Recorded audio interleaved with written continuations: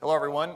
I'm going to catch us up on time. Just a warning, I speak at an alarming rate of speed, and I'm extremely nervous about the impending election in the United States of America.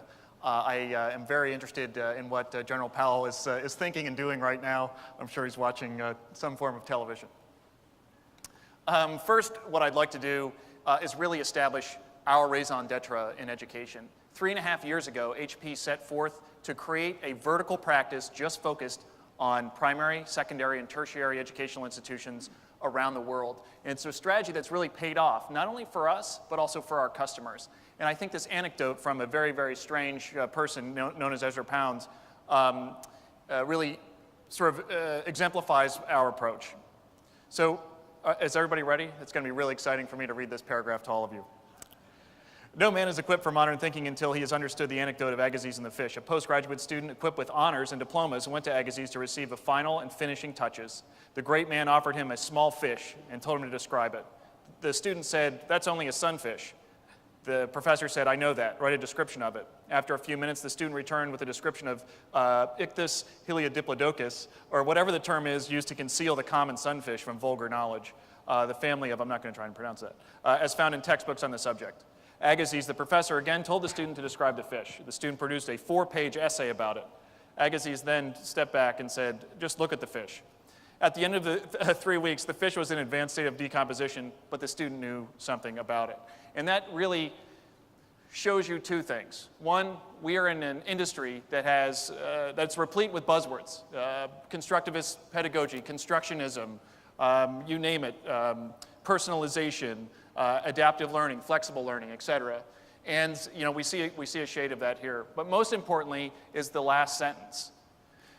You can read the OECD, the PISA reports. You can read Timms and Pearls. You can read all of the United Nations development reports. You can read the World Bank World Development Indicators. But there's no replacement for what we call hyper-local insights. If we are going to offer a solution to a country, we embed in that country, and we always bring a third-party trusted advisor that does not have a commercial mission.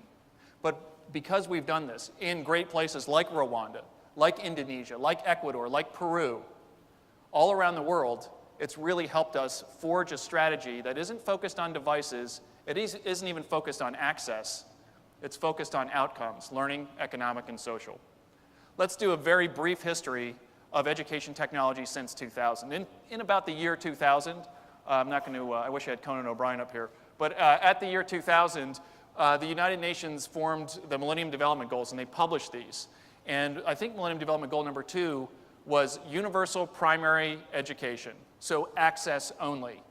Following that, we had a group from the Boston area in Massachusetts create something called One Laptop Per Child, a beautiful idea which would expand access to places that didn't have access to computers and provide access to things like Scratch, very, very great programming. The problem is it didn't really work. And then we also had a number of other programs offered by a number of other vendors whose sole focus was access, because that's what the UN directed them to do. Realizing their mistake, they added to the Sustainable Development Goals the access plus learning agenda. They forgot the learning part. And indeed, HP hopes to usher in the next era, the era of outcomes, where we combine access and learning to produce meaningful and measurable learning, economic, and social outcomes. The best thing that I've heard repeated from every speaker this morning is that it's not about the device, it's not about the technology, and in fact, it absolutely isn't. Central to our strategy at HP is outcomes. All of the notions of access are on the left, all the notions of learning are on the right, or the key areas. Certainly we're missing some things. But we want to make sure that before anything is done, any broadband program, any 3G or wireless WAN program, any mass proliferation of devices, before that happens, there's a strategic plan. And before, during, and on a regular basis, that is assessed and measured against internationally comparable benchmarks like PISA, Timms, and Pearls, as well as performance on national standards tests, and on sentiment from teachers, sentiment from students. All right. Okay, so a couple things that's really review from this morning. We want to move from content-centric to student-centric learning. We want to move away from the sage on the stage and focus on the teacher, or focus on a textbook that's 5 to 9 years old in an average classroom around the world, and focus on the student. I think we're all bought in on that. I also think we're all bought in on the fact that the most important skill we can provide students today in today's society is the skill to learn, the skill to be adaptive and flexible learner, so that students can manage the era of technological disruption that's global in nature, that we have things called job arbitrage, where a job can be done from any place in the world provided it does have access and there's a skilled employee to do that, and to make sure that students don't just learn in primary school or secondary school, but they learn for the rest of their lives. So these are some of our key contentions. Before we get into the classroom of the future and how it's architected, I want to take you through a couple of things that we've done around the world that really inform our strategy, and that they're based on this parable of the fish from that crazy guy Ezra Pound. First, with Microsoft, we've launched a bold effort to reinvent the classroom, looking at VR, 3D, blended reality, this notion of rotational blended learning or internal mobility within a classroom. And at 66 sites across 15 countries, we are actively studying what the effect of technology is on instructional practice, on student engagement, on student performance. And we're looking at subjects from making all the way to spelling, including math, English language learning, Spanish, etc. So in Norway, in Finland, in Sweden, in Italy, in Spain, in Australia, in New Zealand, in Canada, in the United States, and a whole bunch of other countries around the world, we've deployed the exact same set of technology with the exact same tools, with the exact same classroom orchestration, programmed in the exact same way. We aren't researching it. We've actually hired one of the best education technology nonprofits in the world to study it, because we want the results to stand up in the court of public opinion. So our partner, Digital Promise Global, and they're actually presenting here today, they're a .org out of California and Washington, D.C., who has masterminded a global research plan to make sure that we understand what works and what doesn't, and whether what works in Australia, would that work in New Zealand, or will this work in the United Kingdom, or will this work in the United States, or Thailand, or Vietnam. During the UN General Assembly in September of this year, we also announced the addition of 6 new learning studios on the border of Syria and Lebanon, and the border of Syria and Jordan. We had the option of whether to send the refugee children with the UN High Commission on Refugees something else, dumbed down equipment or things that are not quite as advanced, and we said no, we're not. They're going to get the exact same kit. So we're going to have a comparable data set among 66 places, 6 of which are in a war-torn region of the country, to see if making makes a difference in education, if rotational blended learning makes a difference in education, or if ongoing teacher professional development makes a difference in education. So this is applied research that informs our instructional strategy. We also have a university relations practice. And in October, we launched a program with Yale University in Connecticut, which I think Hillary just won. I'm not sure, maybe Trump, I don't know. Anyway, it's a school that copied itself from Oxford and Cambridge, these 2 places in the UK, but it's been around since 1700, so it has an okay reputation. And what we've done with them is created a program called Making the Future of 3D, virtual reality, and augmented reality in 2 areas, instructional innovation, as well as research. And so Yale is now administering, the provost office is now administering a challenge grant to be able to use our fabrication farm, which is 20 3D printers, use the sprouts, use VR assets, et cetera, across architecture, their Peabody Museum of Natural History, their School of Forestry, their undergraduate setting, et cetera. So again, we're using a very well-known, trusted third party to research what the future would look like. We also worked with Andreas Schleicher at the OECD to create and certify a MOOC, a massively open online course to use on how to use and interpret PISA results for ministers of education. It's a private MOOC that now has been, again, certified, and we actually launched it with Dr. Schleicher at BET a year ago. And then finally, working with the UN partnership, Global Partnership for Education and UNESCO, we're actively researching a whole litany of other issues around the world, both in mature markets as well as developing markets. This picture is from Rwanda. We took it, actually, I took that picture on the border of the Congo and Rwanda. And I'll just pause here for 1 second to tell you about the two most inspiring places I've been in the last 5 years. One of them is Rwanda, Kigali, and now I know I've mispronounced it thanks to the other speaker from Kepler, Kigali. If you think about what happened there 20 years ago and where they are today, unbelievable. If you want to be inspired, or if you're feeling bad about humanity, or you're sick of watching an election in the United States, fly to Rwanda and see what's going on there. See what Minister Lwakabamba, see what Paul Kagame, see what Nkabito are doing there for the people of Rwanda. It's unbelievable. The other place is Belfast, Northern Ireland, and a lot of brave people live there to keep the peace and to increase educational outcomes, regardless of the religious background or the national background of the people up there. So sometimes it takes an area that had conflict in the past to inspire you for the future. Now, sorry for the segue.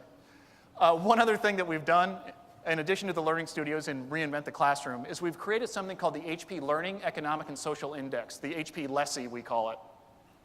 What we've done is we've taken the largest 160 countries and territories around the world and stack ranked them across learning, economic, and social indices. And we've actually taken 1,000 variables with our partner Yet Analytics, which was incubated out of Johns Hopkins University in Baltimore, Maryland, and taken those and turned all of these variables into their own neural network. So each individual variable is its own node, and it's a learning node. And that will come into part of the classroom of the future that I'll talk about in just a few moments. The other thing that we've done is created the National Education Technology Readiness Assessment Protocol. So we talked about the fish and we talked about going out to different countries, but just over the summer we went to Indonesia with UNESCO and the Paramadina Public Policy Institute out of Indonesia, and we went to 33 schools. We didn't want to take statistics, even though they're important, economic statistics, school performance statistics. We didn't want to take them at face value, so we went and visited 33 schools and held focus groups with over 2,800 separate people, teachers, parents, and students, to really understand what's going on in Indonesia. And as I said, we've rolled this out in many, many countries. And most notably, we handed over and they open sourced the results in Hungary, where we surveyed over 10,000 parents and 10,000 teachers throughout Hungary to provide the government with a roadmap for a successful education policy. Not to buy computers, not to say, I want this specification on a tablet, but to transform their country's human capital development apparatus. Pretty cool stuff. So what have we found out, and how does it inform building the classroom of the future? One, students believe, and again, we've surveyed over 50,000 people over the last couple years. It's a pretty amazing data set to pull from, and it's very interesting to see the differences between Indonesia and a country like Oman or schools in the United States. So for students, schools should reflect real life. I was told going in by one student that we were interviewing that it felt like the student said it felt like to them when they entered school like they were going into a history museum. And I think that was very telling. There are too many schools that aren't like the Singapore method where there's active sort of educational experimentation going on all the time. And that's why it's such an honor to speak here. But students want school to reflect their real life. They want anytime, anywhere learning based upon their nomadic personas. And they want more access outside of school. And again, they're very comfortable with Web 2.0. Teachers are a little bit different. For teachers, time is always brought up as the #1 constraint. There's too much to do, there's too little time. They can't appropriately differentiate instruction when they have 40 students to worry about. So how do we empower the teachers? They also say that they do want more technology. That was the surprisingly consistent answer around the world in every country. Yes, they want more technology. I think teachers are generally over the fact that technology is somehow going to replace them. But there's a big condition there. They say, yes, we want more technology, provided we get the training and we are empowered and enabled to use technology and exploit it to great effect in the classroom. And they don't want to lose control, but they're willing to innovate, which is a really good thing. And they're also not comfortable with Web 2.0. They're all great at email, they can look things up on the web, but when it comes to recording video and then posting it, they seem to have a little bit of trouble, just generally speaking. Obviously, they're outliers.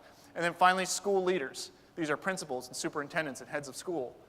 Student personal and safety, or personal data and just their personal safety is critical. They're really focused on budget and finance. And finally, they see public relations as both a strategic opportunity, but also a threat when it comes to technology. And for better or for worse, high-stakes assessments are still very important to school leaders. If we zoom out a little bit to societies, we also have this other group, political leaders, ministers of education, ministries of education, who face significant challenges. Economic development, quality of life, sustainability, unemployed youth. That's a really big problem in some countries. In fact, if you have too many unemployed youth, sometimes the people who are in power aren't in power anymore after a while. And they're really trying to drive 3 general categories: peace, justice, and prosperity. And also do it in the context of these other nations who are all looking for the same foreign direct investment and sometimes looking for the same people to migrate to their country. We also know there are lots of theories on instructional innovation. They'll be covered much more accurately and in depth during this conference. 3D in the maker movement, blended learning, personalized learning, and of course, vocational, technical, and modular learning. Lionel covered this earlier. The nature of work has completely changed over the last 20 years thanks to the internet, where the expectations of employers, of HP, of other employers are much different than they used to be, and therefore the skills of the students must change. There is a radical difference when we go out and we talk to employers. So we work with, it's usually the American Chamber of Commerce, but we work with a number of different employers all around the world. When we survey the students and the teachers and the school leaders, we also survey employers to make sure that there's a skills match, and there isn't. Employers are very suspect of school systems, generally speaking, in most countries. So this is a big problem that we have to surmount. So now to our punchline, the innovation framework for a classroom of the future. So we want more engaged students, enabled, empowered, and professional teachers, immersive, constructivist classrooms, like you see in Singapore here, safer, more efficient, and more effective schools, and more vibrant and participatory communities. But first, let's talk about data. Data is a big opportunity, but it's also a big threat. In the United States, we have something called FERPA. In the EU, they have something called student privacy laws. And of course, in countries in Asia, all around Asia, there's a lot of regulation and government regulation. We break down student data in 4 basic parts: personal, the cohort level or the class level, the school level, and then finally the system level or the whole country level or the whole province or state level. If we look at these 4 domains of data, we see when we move further to the left, when we move further towards anonymity, it's okay to work with data. It's okay to look at economic indicators, but it's still very problematic to look at personal data in a number of different countries. There's some very famous cases that I won't bring up from Europe and the United States both, where well-intentioned individuals or well-intentioned companies or even .orgs, the nonprofits, went out of business because they didn't pay enough attention to both the legislative as well as the cultural norms around student data privacy. Now, what are the sources of data? The sources of data are exploding. We heard a lot about IoT and this great notion of merging operational or student non-academic data with real academic data. Very, very cool. So on the sides, we have the lagging indicators, right? We have the macroeconomic and then the summative high-stakes tests. We also have this tacit auto-collection in real time of data systems, devices, and apps. And then we have all the subjective measures, the observed measures, the teacher evaluations, portfolio-based assessments that can't be scored with a number, et cetera. So very, very interesting. And all these sort of data things combine to produce these meaningful outcomes that we talk about, but it's not without incident. All right, so in my last 1 minute and 14 seconds, we're going to have a speed round. We look at the past, the present, and the future of students. And we look at the past and we see students reading out of books. We see students in computer labs using consumer PCs or commercial PCs. And then we look to the present. In the present, we finally have an industry that's woken up and has started to create specific education devices like the HP Education Edition. That's my only commercial, Josh. The HP Education Editions, which are built for schools and designed for learning. But in the future, we have do-it-yourself curricula. We have compute anywhere on any device. We have wearables for students, which can combine physical data and physical achievement with academic achievement, pretty cool, and immersives. For teachers, we used to have office applications and email, training 3 times a year if they're lucky, and technology was always a special. We moved to the present where we have classroom orchestration. most people can now blank screens when they want to pay attention to the front of the class. We have what I call personalization light, where some applications that you use, let's say Dreambox Math, great program, but it's only telling you about the math, it's not telling you about the whole child. An online gradebook. And anytime you use technology, there's a time and a cost associated with it. And moving towards the future, we will have autonomic teaching assistants that alert teachers when the student is off a learning continuum, north or south of that. We'll have federated analytics, just like the vision from IMDA earlier. And we'll have personalized learning, not just for students, but also personalized learning for teachers. For classrooms, we'll have labs, desks and rows, et cetera. Then we had interactive whiteboards. And what we're seeing more and more of now are modular schools that adapt to the actual learning activities, which is really cool. Open architecture, focused on creation, collaboration, and critical thinking. And then for schools, we used to have this institutional architecture based upon physical capacity, how many people are going to be using it. We had student information systems, but it was really a factory mindset. We moved to the present, where we have new facilities are really built for teaching and learning, and there are great examples all over the world, and a growing practice around architecture for learning. We also have now digital testing, which is both good and bad, and then of course the learning management systems. Now, as we move to the future, and that's a super scary graphic over there, we'll have IoT, not only just the example of the students trying to figure out where to put the sensor, but also for entry, for egress, for utility, also for health events or for a panic button. We'll have longitudinal student profiles that track the student through multiple grades and build up a huge amount of information on them. And then it's really a focus on experiential learning and challenge-based learning, which you can hear about if you go to Josh's session later. And then finally, communities. We used to have presidents and prime ministers and ministers of education talk about education to get elected, to get reelected.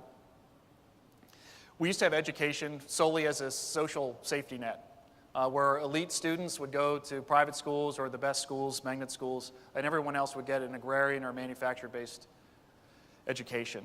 We moved in the present to really trying to educate wholly and holistically every child, which is great in most countries. And we're trying to balance these progressive approaches to education, along with the very good points made by the traditionalists in education. There's a huge debate.